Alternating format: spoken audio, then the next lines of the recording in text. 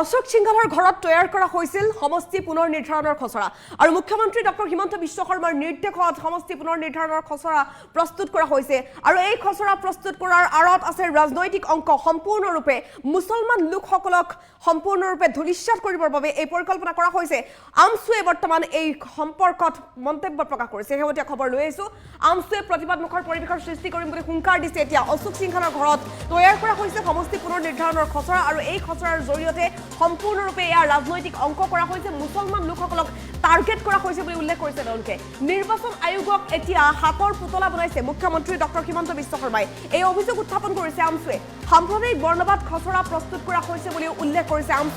আমছুৱে বৰ্তমান ধাৰণা প্ৰতিবাদ সাব্যস্ত কৰিম বুলি হুংকাৰ দিছে আৰু ঈদৰ পাছতে 5 লাখ মুছলমান ৰাজপথত আহিব বুলি হুংকাৰ দিছে হিমন্ত বিশ্ব শৰ্মাৰ নিৰ্দেশত এই খচৰা প্ৰস্তুত কৰা হৈছে এই খচৰাৰ জৰিয়তে টাৰ্গেট কৰা হৈছে মুছলমান লোকসকলক একাংশ লোকক টাৰ্গেট কৰিয়ে এই খচৰা প্ৰস্তুত কৰা হৈছে বুলি উল্লেখ কৰিছে তেওঁলোকে আমছুৱে এই খচৰাৰ বিৰুদ্ধে তীব্ৰ বিৰোধিতা কৰিছে আৰু প্ৰতিবাদ কৰি যাব বুলি হুংকাৰ প্ৰদান কৰিছে ৰাজপথলৈ ওলাই আহি 5 লাখ লোকে একেলগে প্ৰতিবাদ কৰিব অসম কঁপাব বুলি কৈছে এই খচৰাৰ জৰিয়তে ৰাজনৈতিকভাৱে মুছলমানক নিষেধ কৰাৰ ষড়যন্ত্ৰ চলিছে বুলি আখ্যা দিছে আমছুৱে উল্লেখ কৰিছে যে মুছলমানক নিষেধ কৰাৰ এয়া এক প্ৰকাৰ ষড়যন্ত্ৰ ৰাজনৈতিক অংক বিজেপিৰ এয়া অংক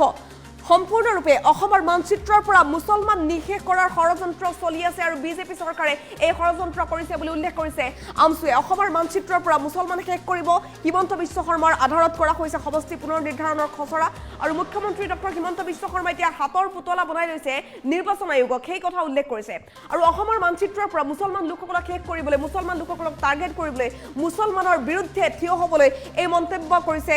আমছুৱে উল্লেখ কৰিছে এয়া সম্পূৰ্ণৰূপে ৰাজনৈতিক অংক এয়া বিজেপিৰ অংক বিজেপিয়ে এনেধৰণে অংক কৰিছে আৰু সমষ্টি পুনৰ নিৰ্ধাৰণৰ এই খচৰা কোনোপধ্যেই মানি লোৱা নহ'ব বুলি হুংকাৰ দিছে কেৱল ঈদৰ বাবে তেওঁলোকে অপেক্ষা কৰি আছে ঈদৰ পাছত 5 লাখ মুছলমান ৰাজপথলৈ ওলাই আহিব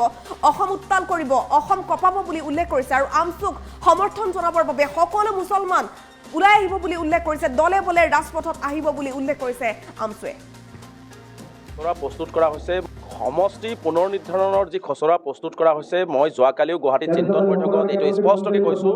যে এই খচৰা নিৰ্বাচন আয়োগে বনোৱা খচৰা নহয় এই খচৰা হিমন্ত বিশ্ব শৰ্মা ডাঙৰীয়াৰ পৃষ্ঠপোষকতাত বিজেপি চৰকাৰৰ পৃষ্ঠপোষকতাত অশোক সিংঘালৰ অভিযোগ পোৱা মতে অশোক সিংঘালৰ ঘৰত কেইজনমান অফিচাৰ বা বিভিন্ন NGOs লগাই পেলাই হিমন্ত বিশ্ব শৰ্মাই প্ৰকাশ কৰা খচৰাহে আচলতে নিৰ্বাচন আয়োগকো এতিয়া হাতৰ পুতলা বনাইছে হিমন্ত বিশ্ব শৰ্মা ডাঙৰীয়াই গতিকে দুৰ্ভাগ্যৰ বিষয় আৰু এই সাম্প্ৰদায়িক বৰ্ণবাদ ধৰ্মীয় বিভাজনেৰে যি খচৰা প্ৰস্তুত কৰিছে হিমন্ত বিশ্ব শৰ্মা ডাঙৰীয়াৰ নিৰ্দেশত হিমন্ত বিশ্ব শৰ্মা ডাঙৰীয়াৰ চতুলিপিত এনেকুৱা খচৰাক আমি তীব্ৰভাৱে বিৰোধিতা কৰিছোঁ আমি বিৰোধিতা কৰিছোঁ আৰু স্পষ্টকৈ জনাইছোঁ যে এই খচৰাত আচলতে সংখ্যালঘুসকলক ৰাজনৈতিকভাৱে কাৰণ হিমন্ত বিশ্ব শৰ্মা এটাৰ পিছত এটা সংখ্যালঘুসকলক টাৰ্গেট কৰিছে শদিয়াৰ পৰা ধুবুৰীলৈকে কোনো এজন মুছলমানকে হিমন্ত বিশ্ব শৰ্মা ভাল নাপায় গতিকে তেওঁ মুখত কয় এটা কৰে এটা গতিকে চৰকাৰ গঠন কৰি গাদী দখল কৰাৰ পিছৰে পৰা হিমন্ত বিশ্ব শৰ্মা ডাঙৰীয়াই এই সংখ্যালঘু সমাজক সামাজিক ৰাজনৈতিক শৈক্ষিক ধৰ্মীয়ভাৱে আক্ৰমণ কৰি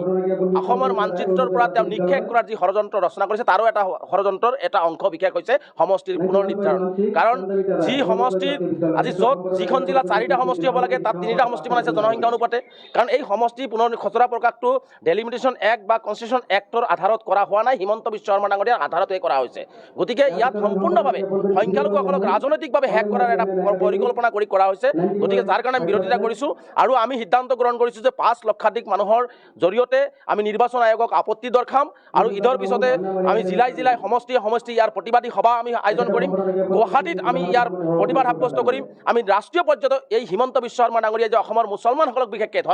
শদিয়াৰ পৰা ধুবুৰীলৈকে যে প্ৰতিজন মুছলমানকে যে তাৰ টাৰ্গেট কৰি লৈ যে ধ্বংসযজ্ঞ চলোৱাৰ কাৰণে ৰাজনৈতিকভাৱে হেক কৰাৰ যি ষড়যন্ত্ৰ ৰচনা কৰিছে তাৰ কাৰণে ৰাষ্ট্ৰীয় পৰ্যায়ত আমি দিল্লীতো আমাৰ আন্দোলনৰ কাৰ্যসূচী গ্ৰহণ কৰিম আৰু যিদিনাখন নিৰ্বাচন আয়োগ অসমত আহিব আজি সেই নিৰ্বাচন আয়োগ অহাৰ দিনাখনো ৰাজ্যৰ প্ৰতিজন সংখ্যালঘু ৰাইজে ঘৰে ঘৰে কলা বেজ পৰিধান কৰি আমি ইয়াৰ প্ৰতিবাদ সাব্যস্ত কৰিম আৰু আইনগতভাৱেও যুঁজিবৰ কাৰণে ইতিমধ্যে আইনী কক আমি এটা সমিতি আমি বনাই দিছোঁ সেই সমিতিয়ে কেনেকৈ আইনগতভাৱে হিমন্ত বিশ্ব শৰ্মা ডাঙৰীয়াৰ এই কু অভিসন্ধি অপৰাই অসমত যাতে এটা গণতান্ত্ৰিক ব্যৱস্থাত যাতে সকলোৱে যাতে ধৰ্মৰ ভিত্তিত নহয়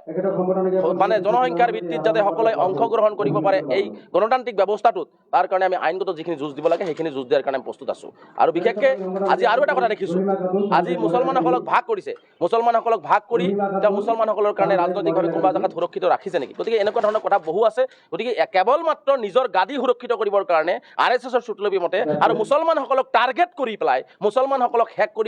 কৰিবৰ কাৰণে এনেকুৱা ধৰণৰ খচৰা প্ৰস্তুত কৰাইছে। এইটো আমি নামানো। আমি গণতান্ত্ৰিকভাৱে ৰাজপথত আন্দোলন কৰিম আৰু এই আন্দোলন ভয়াৱহ আন্দোলন হ'ব আৰু আমি আইনগতভাৱেও বৈধিকভাৱেও আমি ইয়াৰ বাবে যুঁজ দিবৰ কাৰণে সাজু হৈ ইতিমধ্যে সিদ্ধান্ত গ্ৰহণ কৰিছোঁ।